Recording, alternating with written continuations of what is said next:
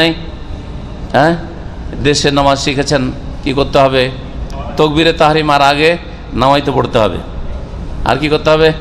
নামাইতে পড়তে হবে, মুখে নিয়ত পড়তে হবে। আর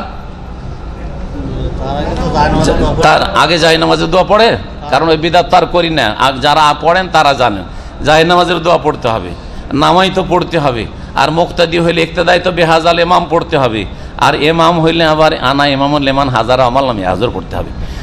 তিনটা পড়া পড়লেন, একটাও রসুল পড়লেন না। আশ্চর্য হয়ে যাবেন আপনি। তিনটা আমল করলেন, একটি আমল আপনার রসুল করলেন না। আর আপনার যেটা 2 নম্বর তাওহীদের পরে 2 নম্বর ইসলামের গুরুত্বপূর্ণ ইবাদত নামাজ, তাতেই যদি 3 ভুল দিয়ে শুরু করেন তো কি করে আপনার নামাজ কবুল হবে? ইখতিলাফান কাসীর, অনেক মতভেদ দেখবে। এই 3 বিদআত দিয়ে কেউ নামাজ শুরু করছে, আর কেউ আল্লাহু আকবার তাকবীরে তাহরিমা দিয়ে নামাজ শুরু করছে। কেউ সালাম ফিরে নামাজ শেষ করছে, তারপরে তাসবিহ তাহলিল করছে, জিকির আজকার করছে, আর তারপরে তখন সুন্নত পড়ছে অথবা বাসায় গিয়ে পড়ছে।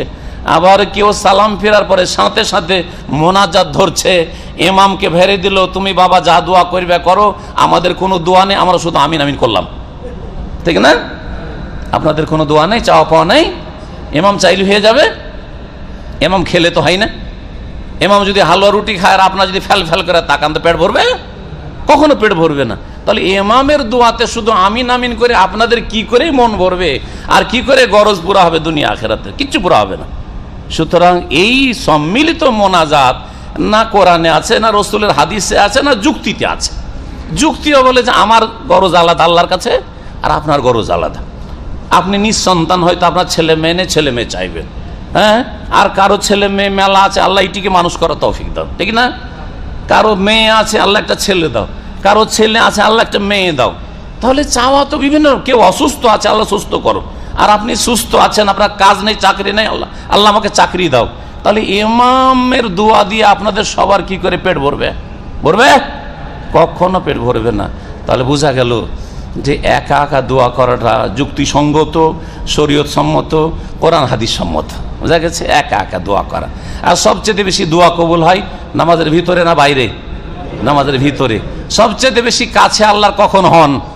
সেজদায় হন। তাহলে সবচেয়ে যখন কাছে, তখন বলার বেটার চান্স না দূরে থেকে বলার বেটার চান্স? এখন আমাকে খবরে পেয়েছেন, কোনো কথা যদি বলতে হয়, বলা বেশি সুবিধা না দাম্মাম গিয়ে সুবিধা? দাম্মাম গেলে এখান থেকে খরচ করে 2 ঘন্টা টাইম দিয়ে গিয়ে পেলেন না, আমাকে হতে পারে কি পারে না? আর এখন পেয়ে গেলেন আপনি।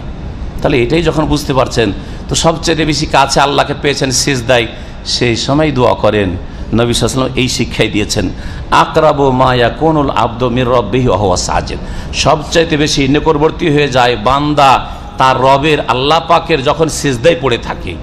ফাজতাহিদু ফিদ দুআই, সুতরাং সিজদাতে পড়ে পড়ে তোমরা দোয়াতে চেষ্টা চালাও, মেহনত করো। শুধু দোয়া করতে বলেন, কি করতে বলেছেন?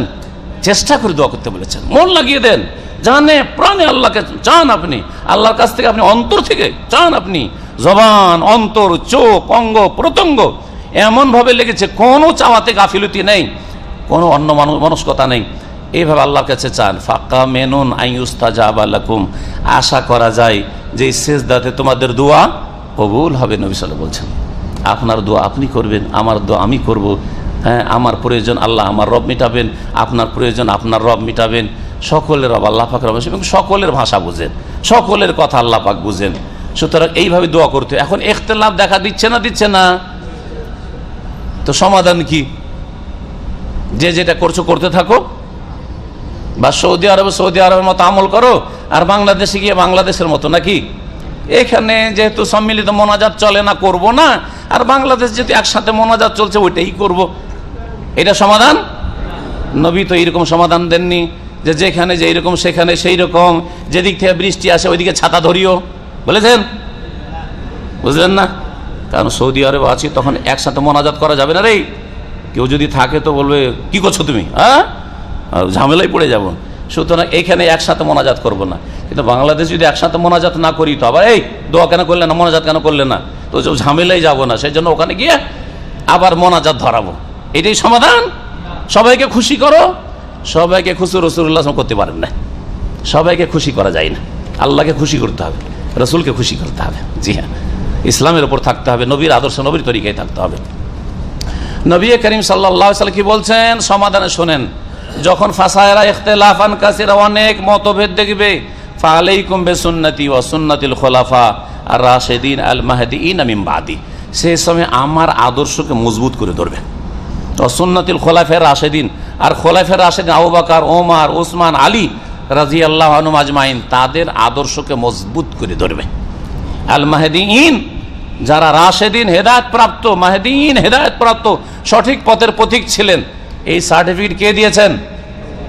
রাসূলুল্লাহ সাল্লাল্লাহু আলাইহি ওয়াসাল্লাম সার্টিফিকেট দিয়েছেন আবু বকর, ওমর, ওসমান, আলীকে, যে তারা হচ্ছে রাশেদিন, তারা হচ্ছে মাহদিয়িন হেদায়েত প্রাপ্ত, তারা সঠিক পথের পথিক, তারা জান্নাতের পথের পথিক। আল্লাহ কোরআনে সার্টিফিকেট দিয়েছেন মুহাজিরিন আনসারদের কথা উল্লেখ করে, যে রাদিয়াল্লাহু আনহুম ওয়া রাযু আনহু, সূরা তাওবাতে আল্লাহ তাদের রাজি হয়ে গেছেন এবং তারাও আল্লাহর নিয়ামত পেয়ে রাজি হয়ে গেছে। এই সার্টিফিকেট আল্লাহ এবং তার রাসূল দিয়েছেন, সুতরাং তাদের আদর্শে চলতে হবে। সম্মানিত ভাতৃমণ্ডলী, এই হচ্ছে সমাধান, যে সবসময় ফিরে যেতে হবে রসুলের তরিকার দিকে।